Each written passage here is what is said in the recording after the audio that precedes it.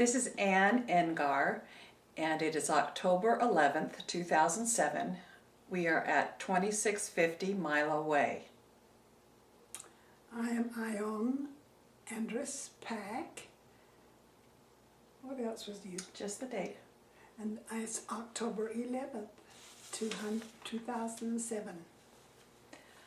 All right, let's start out. How long have you lived in Holladay? I was born here, so I've lived here all my life, with the exception of a little jaunt or two during the World War II. We got to follow my husband around a bit, but I have lived here all my life. So where were you born here in Holladay? Just down the street on Holladay Boulevard was my grandfather's home was on one side of the street of Milo, and my father's home was on the other side at the time it was built, but now there's a couple of buildings in between. But what was the question? Where you were born? I was born in my father's house down on Holladay Boulevard. It's still standing. And who were your parents? My father was George B. Andrus, son of Milo and Elizabeth Andrus. And your mother? My mother was Ione Porter. And my father, she was the second wife of my father. His first wife died soon after he was married. And then he married my mother, and she bore him 3 daughters. And then she died very suddenly in the flu epidemic after World War I. And then he married another woman, Bertha, who lived with him for a short time, and she had 2 more daughters, so he had no sons, and he was a farmer. What kind of farm did he have? Well, he was mostly a horticulturist. He had most of our property was in orchards, and he also raised chickens. So he sold chickens to the Utah poultry and fruit to anybody in the valley who wanted good produce. They came to him. And what kind of fruit did he grow? Oh, apples and cherries and peaches and pears and plums and grapes. Just about everything that they grew. Early in his career, he was a salesman for the Start Tree Company back in, I think, Missouri. So he had access to buying very good fruit stock, and he planted, he had the whole place in fruit trees. And did you have to work in the orchards and with the chickens? What were your chores? Well, in the fruit orchard, he'd start as soon as he could get out on the ground and prune the trees, and then it was up to us to pick up the brush. And then later on, he had a brother who owned a horse, and so we'd ride the horse and pull the cultivator to cultivate. Then we'd help irrigate. Then we'd help thin the apples and the peaches, and helped in the spraying and helped in the harvest. So we got to do it all because we were his sons. We were his female sons. And did you collect the eggs from the chickens? Oh yes, that was, he was quite a poultryman. He had, probably 6 large coops, and gathering the eggs was at least a 3 times a day job. And then we had to case them and clean them up and send them off to the Utah poultry. Did you play in the trees? Did you climb them? Oh yes, yes. and even fell out once. Oh dear. But the cherry trees were very big, very tall, and we'd climb the trees to pick the cherries to sell, and we'd get about a cent a pound for picking those cherries, and we'd get way up there, and I didn't fall from the high tree though, but we did a lot of climbing. Now, what year were you born? I was born in 1919 during the flu epidemic, and that was what took my mother. So how old were you when she passed away? Just 9 months. Oh, So I never knew her. That's one of the things that I'm looking forward to meet my mother. And then your two sisters, what are their names? Leonora was the oldest, and the next was Mildred. And they're both gone now. Then I have two half-sisters, children of Bertha, who were Irene and Laverne, and they are both still living. And you have this wonderful picture. I hope that you'll show it to us and tell us who they are. This is a picture of my grandfather and grandmother, Milo and Elizabeth Andrus, their family. And they had 13 children, and 2 did not live to adulthood. Included in the picture is a lady that we always called Aunt Susie, who was a second wife to my grandmother's sister, who lived in polygamy. My grandmother never did, but this Aunt Susie did, and she had 3 children who are included in this picture. And she's there, so it looks like he might have had 2 wives, but he didn't. Thank you. Thank you for sharing that with us. Besides being born in your father's house and growing up there, where else have you lived in Holladay? When I married, my father took, previous to my marriage, Father took his father and mother's home, which is just on the corner down here, and converted it into apartments. And having 5 daughters, we kept those apartments filled, and there were other renters as well, but there was usually a place for us. And I lived there for 12 years after I was married, until we built this house, and then I came here, and we've stayed here ever since. So what year was that when you built this house and moved here? I think 53. 1953. Good. Who are some of the real characters in Holladay that you remember over the years? Well, one in particular was Jimmy Moss, who was quite a favorite among Granetians. He was a seminary teacher that everybody loved and respected, and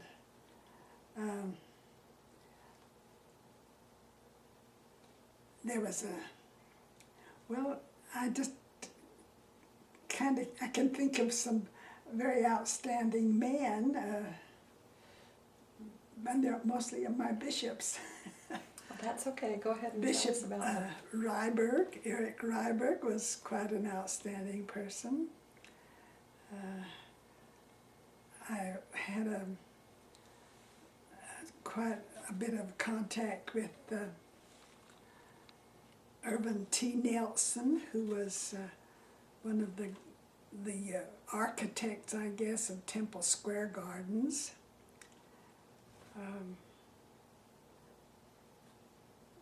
And I can think of businessmen, but I just don't think of anyone who particularly moved on to become governor. That's okay. Sometimes just the colorful personalities are fun. They were. So what was your father like? What, if you were to describe him as a person? He was wonderful. He was, I just sometimes weep when I think of his hard life, when he married and lost a wife, and married again, lost a wife, married again, and then she divorced. And then he married again. So, but he was a very hard worker. He built his, with the help of one of these, don't know what to call them, cousins, half brothers or what, but he built his coops mostly himself. He did his irrigating, cultivating, all the farm work he did himself except for his 3 daughters. And he was an honest man. One of President James Faust's early conference addresses, he talked about my father as the epitome of integrity, and I believe that he was. He was kind, and he had a political, he was interested in politics and very interested in the church and very interested in his chosen, don't call him professional agriculturist, do we? Horticulture and poultry. He was such a good man. Well, how would you describe a perfect day when you were young? You know, as I think of that, I remember a day when I was young, when, I don't know if it's a perfect day, but it's a day that's indelible in my mind. We had cows, and one of the heifers was to be raised for slaughter, for us to eat. And I had developed a real love for this little animal, and I can just see me sitting there feeling so sad because I knew that the animal would soon be killed, and I don't say that that's a perfect day, but it's a day that I remember the feeling. Mm-hmm. Sounds like you were tender-hearted. Yes, I loved that calf. Who were your best friends? To begin with, I had a little friend who was just 2 houses away, and her name was Margaret. And she was Margaret Howell.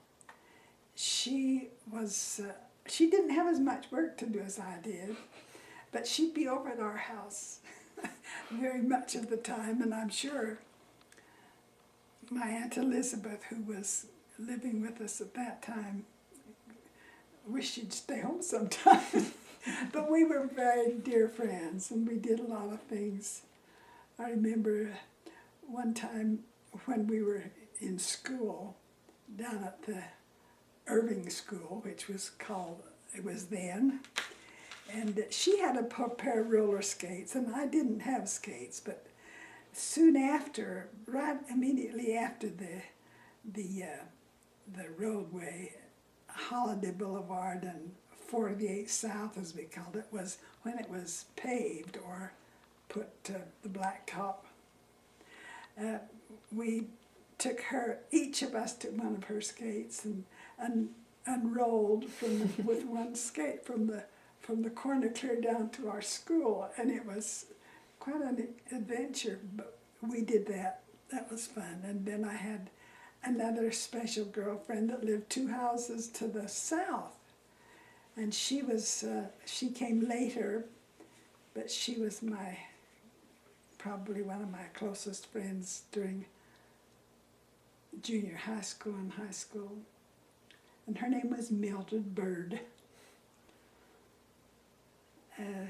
There were other friends, but those, I guess, were the ones that I particularly loved. So you mentioned Irving as a place you went to school. What were all the places that you went to school? As you being historical, you know that that school was called Irving, and that's when I went to first, second, and third grades. And at that time, it was getting a little crowded, so they built the Holladay School, and I was in the fourth grade at that time, and they moved the first, second, third, and fourth grades to that Holladay School. And I was there only 1 year, but I finished, then at the end of the fourth grade, I went back there and stayed there and graduated from junior high school and went to Granite. And I finished school in Granite, went to college at the University of Utah, and that was the end of my schooling. And what were the schoolrooms like at the time? In Holladay? What were the desks like? Where did the teachers stand? What kinds of things did you do in school? Well, I guess she mostly she had her desk up in front, and we had those desks that's a seat, and then a front a combination desk. Did you lift up a lid? It had a lid and Did it have a little inkwell? Yes, and some of them got carved in. And well, that's about the only kind of desks I knew that were in school. And how did they heat the buildings? Well, I didn't ever go where there was a potbelly stove. No, that was before But your it time. was, I guess there must Coal have been a furnace. furnace. Mm-hmm. So Because I never remember being cold. well, that's good. So can you remember any special school activities that you took part in either elementary or junior high or high school? Yes, they were kind of highlights in my life. Good. I wasn't an athlete, so but I loved to sing, and I was in the school operetta, I guess, in my 8th grade, which was fun. I was supposed to be a little Dutch girl because I had long braids, and I fit the part. But I got to sing a solo in that, and that was quite neat. And then in high school, I also had several. Well, the church sponsored lots of home dramatics. There was a play being learned quite much of the time, and I was in several church plays, 3-act plays and 1-act plays, and all kinds of chorus. I love to sing, and there was usually a chorus. If there wasn't one, we got one together. I sang in a sextet group for 2 or 3 years, and we went to Eugene Jelesnik's amateur hour, I guess you'd say, and we won a chance to go to Salt Lake and sing a little farther. But I have sung a lot and still love to sing, and that's when I spent a lot of time learning parts for plays. But that was what I did. So were you a soprano? No, I was a second A soprano. second soprano. Where you can stand out more, because everybody's a soprano. But I was always a second soprano. Are there some favorite songs that you have, favorite pieces that you have sung over the years? Our group sang a lot of beautiful songs. One of them was Christopher Robin is saying his prayers, and I have a testimony When you walk through a storm, keep your chin up high. Right now I can't sing many of them, but I can sing most of the songs of my junior high school operetta. Still. Because I don't know, but I just memorized everybody's solos. What was the name of the operetta? Bon Voyage. Oh. It was about a young couple that went from America over to Europe and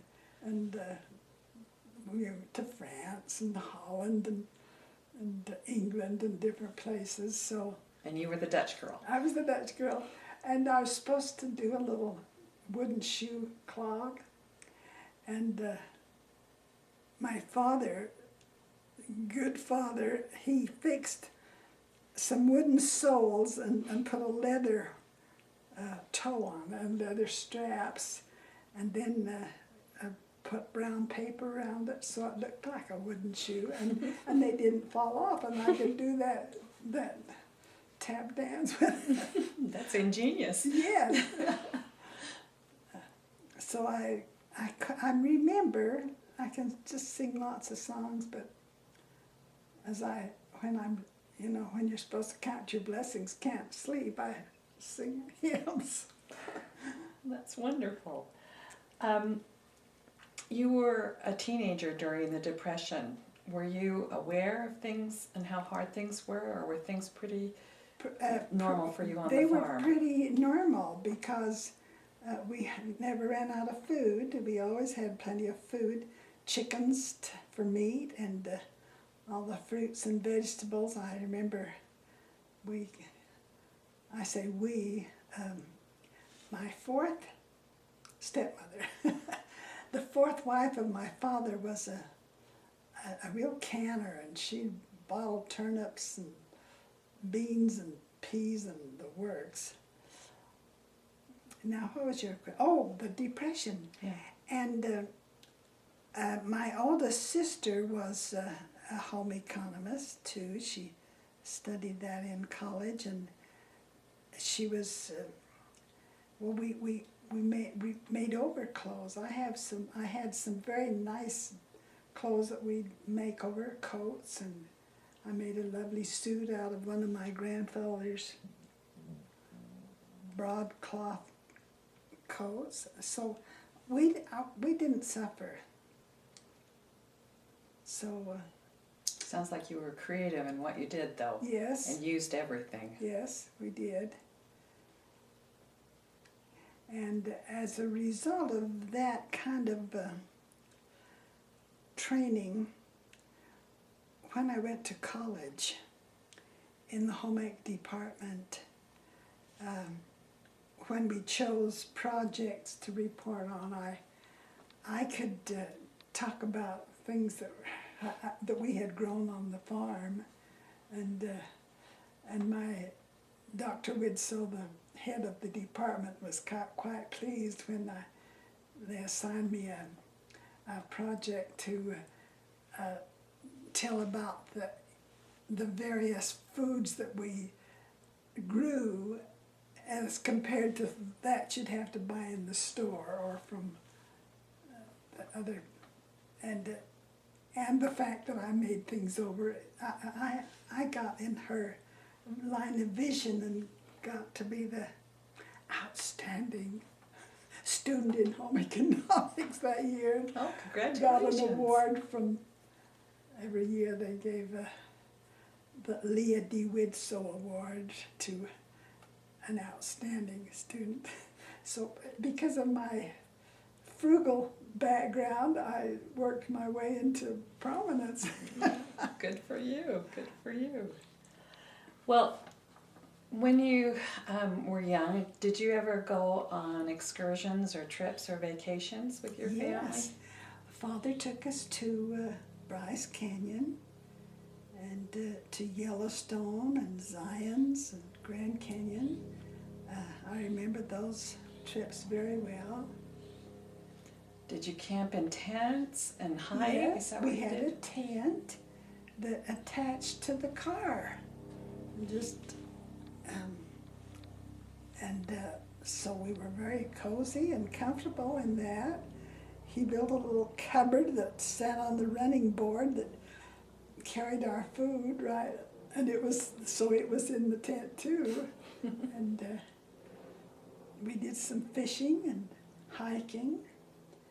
I remember at Zion's Park at that time, there was a place called Mount Zion, and if you'd climbed that trail up to the top and back, you could buy a little pin that says, "I climbed it." And I didn't get to go, but my sisters did, because at that time I guess they thought I wasn't capable. But we did lots of hiking, and once we went fishing, and the fish we were carrying it back to camp, and it got loose, went back in the water. But we had very nice vacations with Father. And what kind of car did he drive? An Essex. Ah, Do you know what Essex? I know nothing about Essexes. Oh, it was quite square, the corners. I have a picture, I'll show you. And we also had a Buick and a Chevrolet, but the Essex is the one I remember going on. That's the one the tent fit over. And it was the tent, like a canvas tent? Uh-huh. And then we put the tent, it had this one flap that would go over the top of the car, and then in the summertime we would put that flap over a log, and we'd sleep out there in the summer. Mm. And we had our camp cots out in that tent, and it was fun sleeping there. So that's just a little more use out of the tent than just for camping. So, did you graduate from the U? Yes. And what year was that? 1940. And I got a job teaching school I went back to my old high school. I graduated from Granite, and when I was ready for a teaching position, I was taken back to Granite, and I got to teach with all my old teachers. Well, that was quite a fun thing. So but I taught only for 3 years, because that was the time the war was brewing, and my husband was called in, and I started to follow him for a couple of years. And then I started having my family, so I didn't go back to teaching. Well, you need to tell me how you met your husband. Oh, that's the best story. In high school, we're 5 miles from the high school, so we got to ride the bus. And the boys, when the bus would drive up into the parking lot, 5 or 6 of the boys were just animals trying to get on first. I guess it was quite a thing to be able to get on the bus first, and then they'd sit on the back seat and bounce the bus. But this one particular day, there was a new boy getting on the bus, and he was good looking, and he didn't crowd the door. He just stood there and waited till all the girls and everybody else was on, and he caught my attention. And at that time, Salt Lake had an earthquake. Don't know whether you knew that. When was this? And Douglas's, I guess a great uncle was a geologist at the university, Fred Pack. And at the time of this earthquake, I was in my geometry class, and we all started to weave back and forth and out the windows. The trees were just... Wow. And so they dismissed school, but at that time we started, this Fred Pack started to be in the news talking about the geological functions and what might happen. And so we learned soon that this good-looking, nice kid was named Pack. And we said, oh, he's from the Fred J. Pack, and they were building a house. And they're building an earthquake-proof house. It didn't turn out quite like that, but he was, they built a very nice house, and from then on, we were invited to a 16th year birthday party for one of my friends. And as we were making out the guest list, the girls, to invite for who, I wanted to invite Douglas. And so at this birthday party, she would be 16 and I was only 15 then, but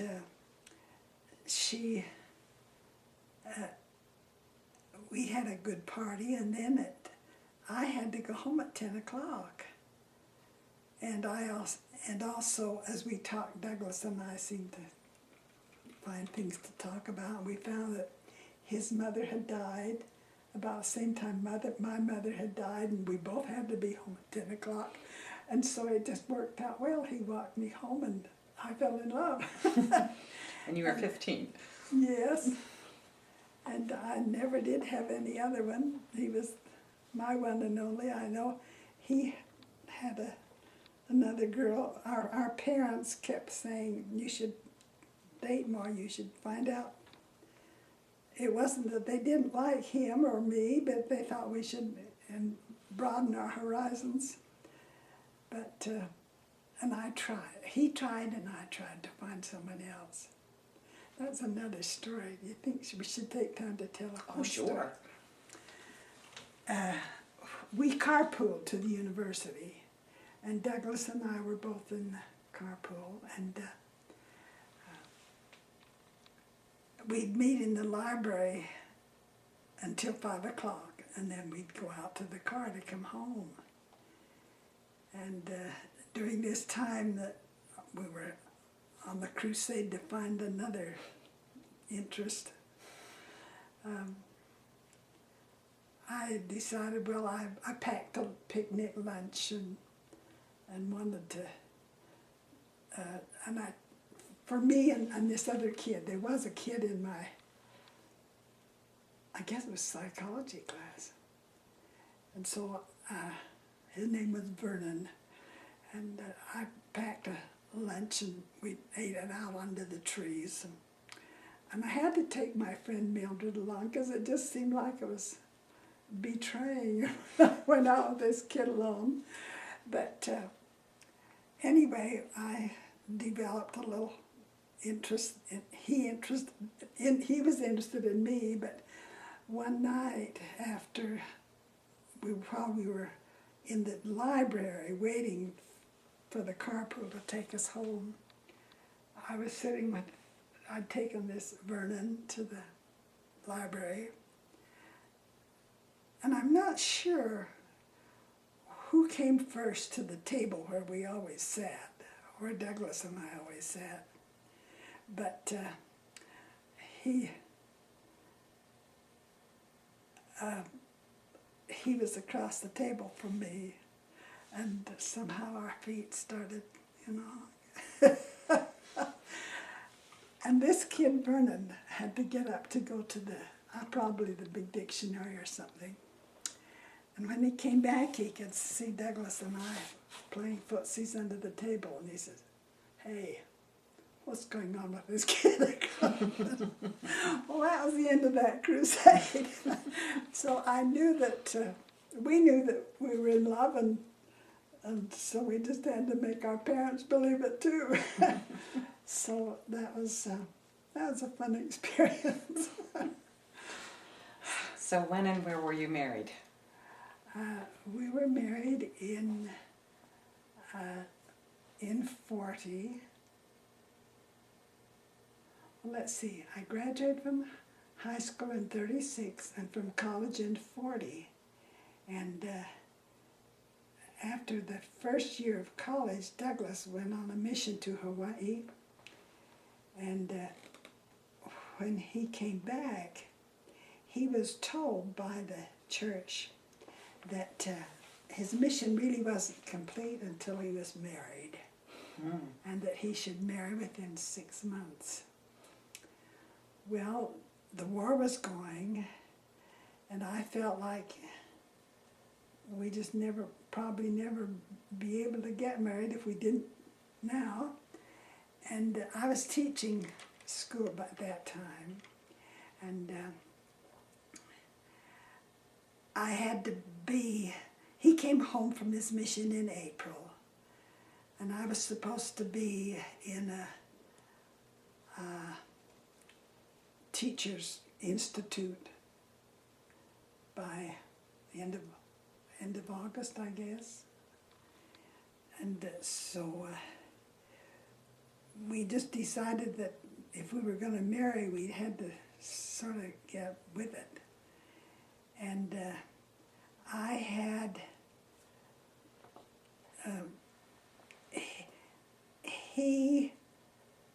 well, let's see how to say this.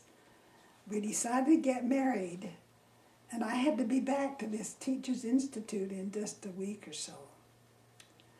And so we decided to get married, and in 3 days we were married. And I had to get permission from the school superintendent because married women weren't allowed at that time. So I had to get permission to see if I could teach. And I went to the superintendent to get that permission, and he was very kind. He gave me permission, but he also gave me quite a education. Since I didn't have a mother, I guess I didn't learn a lot of the things that you're supposed to know before you get married. So he told them to me. And I was I remember I just felt my blushing back and forth. But he told me about married love. And we were married in 3 days. And when we came back, I went back to school, and Douglas was working. I guess he was working at the arms plant by then, because anyway, we got married, and it was very quick. And Mr. Hatch, my principal, said he couldn't believe I was married because it never appeared in the paper, and I can understand that, because we were doing all the legal things you have to do before you get married, and getting this license and that, and I think it was just about so late that it never did make the paper. But we married and had a very nice honeymoon. Where did you go? Bryce Canyon. Good. We thought we'd get down to St. George, but we didn't get that far. And when we asked, Douglas had asked my father and got his permission, and then we went to his father, who was our ward bishop at the time, and told him that we wanted to get married. And he said, "What? Where are you going to live?" And it happened that my sister's husband had gone into the army and was wanting her to come and be with him before he shipped out down to Fort Ord, I believe. And so that left her apartment vacant. And so we moved into her apartment, and my father-in-law said, "And what are you going to live on?" My school teaching salary was, I started at $66 a month.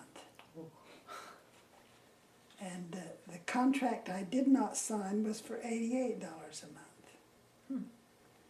And but Douglas got a job. Well, once it was a strike-breaking job. But we managed, and then he worked at the arms plant and went to school, and we just managed very well. wages were different. And where did he serve in World War II? He never did go overseas. He was an armament officer, and he served in Oregon, Madras, Oregon, Portland, Oregon, and in California, in Lancaster. He took care of the bomb sites and automatic, I don't know if the automatic pilot, anyway, it was a technical job that he didn't do the actual, but he was in charge of the various projects. When we were in Madras, I remember there was a little article in the paper, and he said, I guess as though they were saying, you're not serving in active duty, and he said, well, if we don't keep those planes operating, what's the point? So he was he served well, but he never did have to go overseas. And you followed him when he was in Oregon and these other places? Yes. And would you say that was probably the most difficult time in your marriage? Or was it a growing time together? I think it was a growing time, because we had Army friends, and in our church, we naturally gravitated to there, and just had real good friends in the Army. Oh, good. And tell me about your children. I have 3 children. We waited quite a while to get the first one, 4 years, and he was our son, a great son.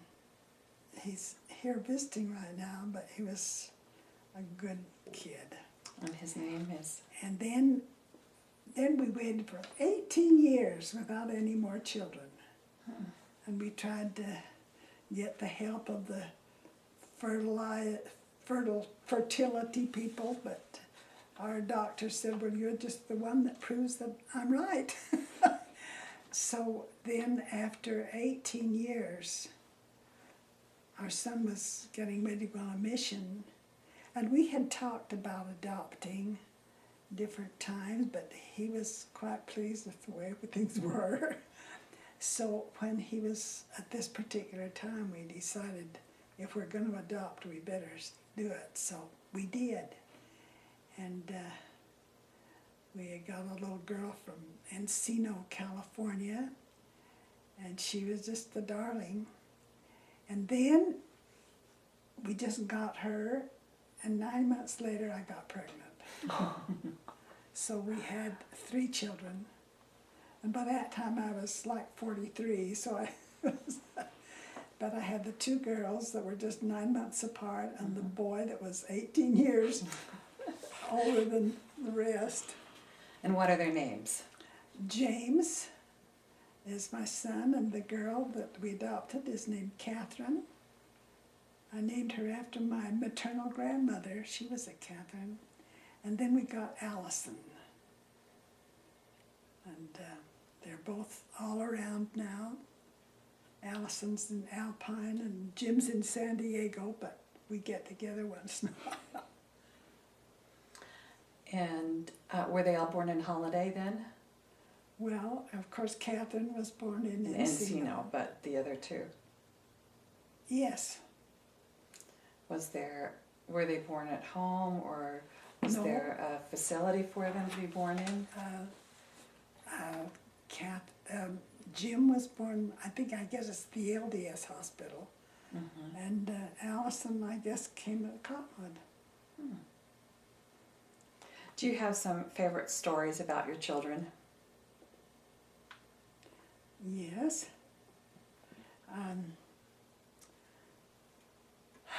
Jim was, being an only child, I did a lot of things with him that were fun for both of us. I was thinking about, he was very interested in scouting, and he got all kinds of merit badges. But one in particular that he was very interested in and that took a companion was signaling. And he got that merit badge, and we had to have someone, the flags, you put it on this side for this and that side for that, and we'd be out working those signal flags and catching the di-di-di-da-da-da. So we did a lot with him. And Catherine, I was just so in love with her, I wasn't quite prepared to think of having Allison, but we did, and it's great. Was it fun with the two little girls so close together in age? Yes, and I did lots of sewing for them. I made lots of cute things, and I dressed them kind of alike, which nobody knows whether that's good or bad. So did they go to Holladay Elementary? Yes. And then what other schools did they go to? Well, they both went to Holladay, and I was in the PTA forever over there. And when they got through, I sort of graduated from PTA until, well, I had done a lot of PTA with Jim early and went into the Olympus High School with him too. But now what was your question? I was asking what schools your children went to. Oh,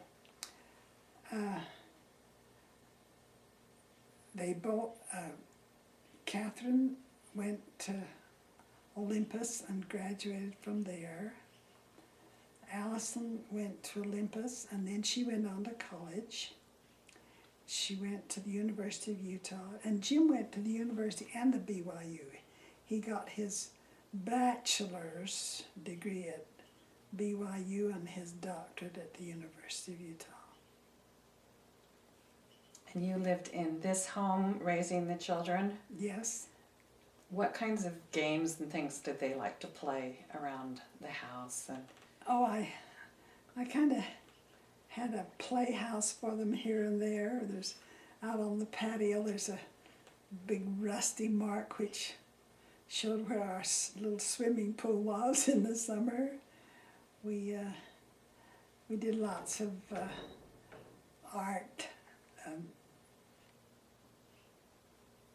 artwork, painting, ceramic painting, and my Catherine was very interested in horses, and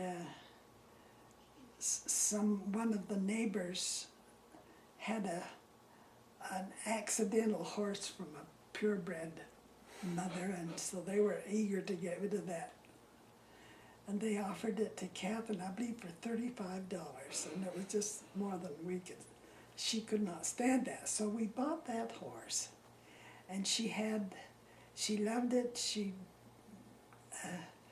took it here and there and shoveled out stalls to pay for its board. And she had that horse from, I guess, would she have been 12 or 13 until in the last couple of years she carried that horse where she went, and it finally died of old age.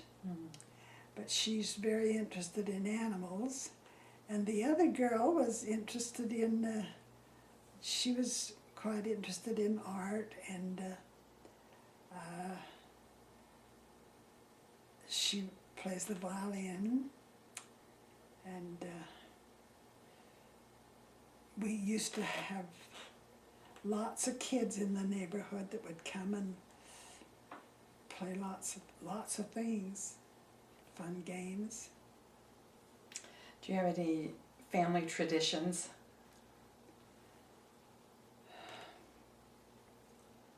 Well,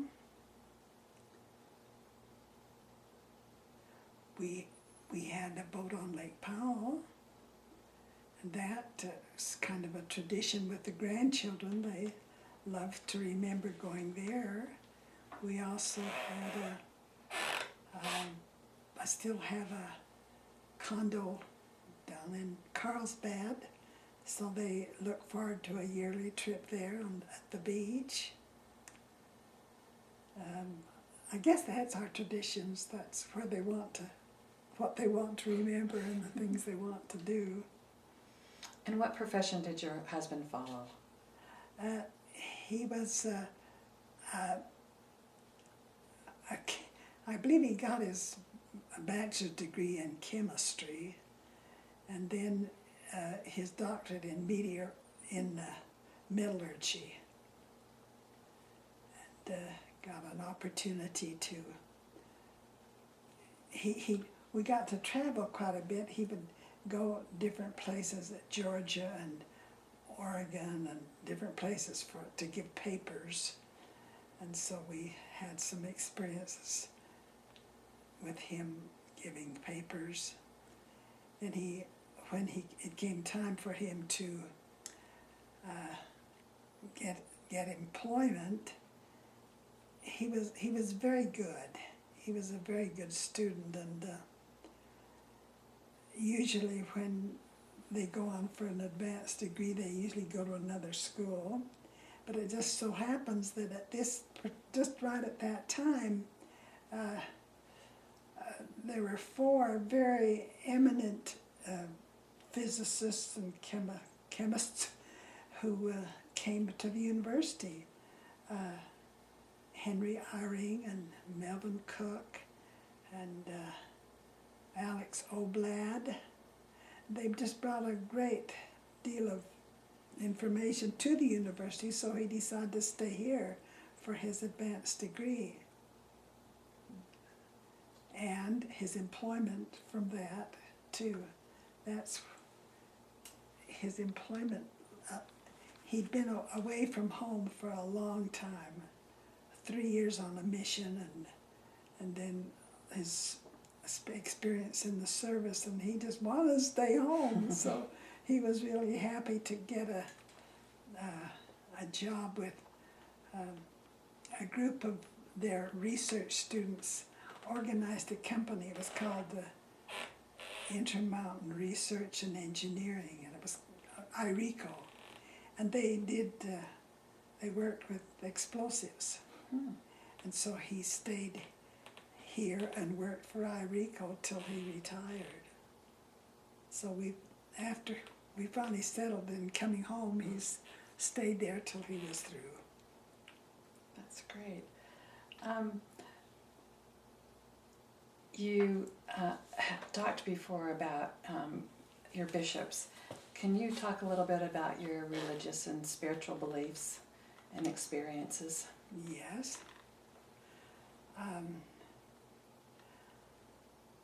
I firmly believe that in an afterlife, I believe that we will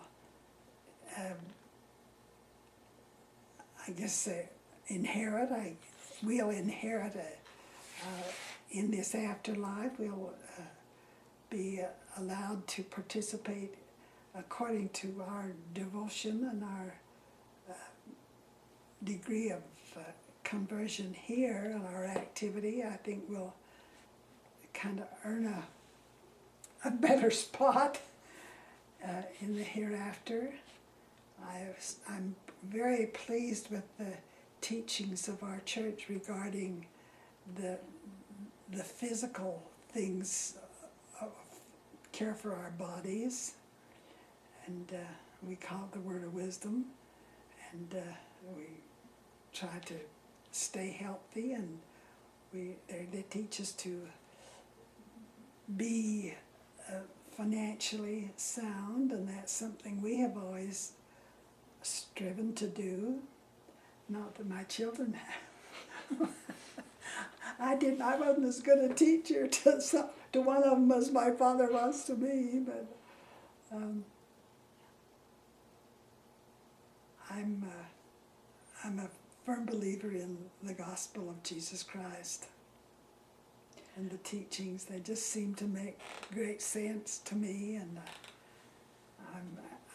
I'm anxious that my children and grandchildren follow, and they don't all. What do you think are some of the most important lessons you've learned in life? From my father, I think I learned to work and like it. We never had to worry about what we were going to do in the summer because there was always beans to pick. He'd plant beans, pole beans, carrots to weed, and all the fruit that was to harvest. So I believe in work, and I wish that all of my children believed in it as much as I. I believe in being quite self-sufficient. I don't have to have everything new and plush, as I've quite enjoyed moving downstairs where the overstuffed set isn't, and the fancy furniture isn't. It's kind of a relief to live economically. How would you like to be remembered?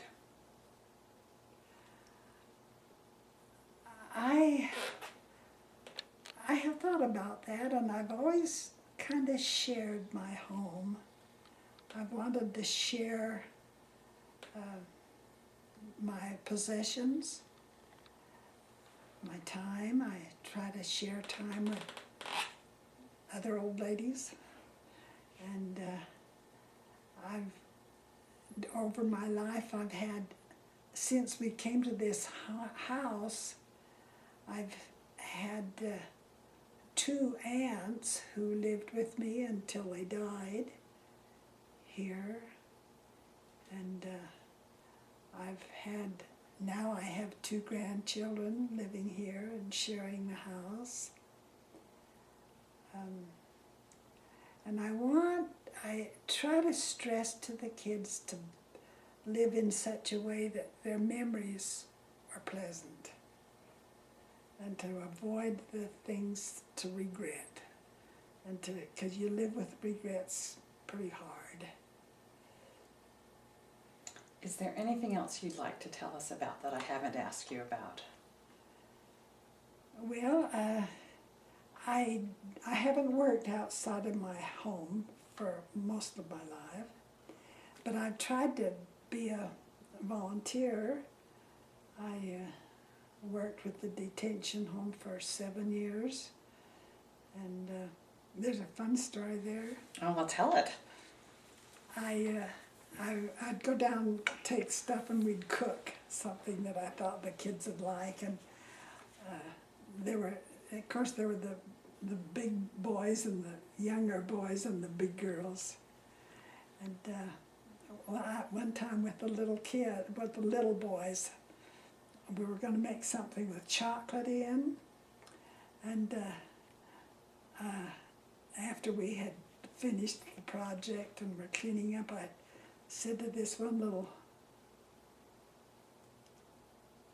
African American, just clean up the table, clean off that table with the chocolate we'd grated, and so he scooted all this stuff onto the floor, and I said, "Oh, not on the floor," and he said, "Don't the mice like chocolate?" So it was kind of something I've always been able to talk about with a smile. But I've done a lot of cancer. I had a mastectomy a long time ago, and so I was good fodder for the cancer drives. I've done a lot of those, and children volunteers at school. So I have tried to give up my time in a volunteering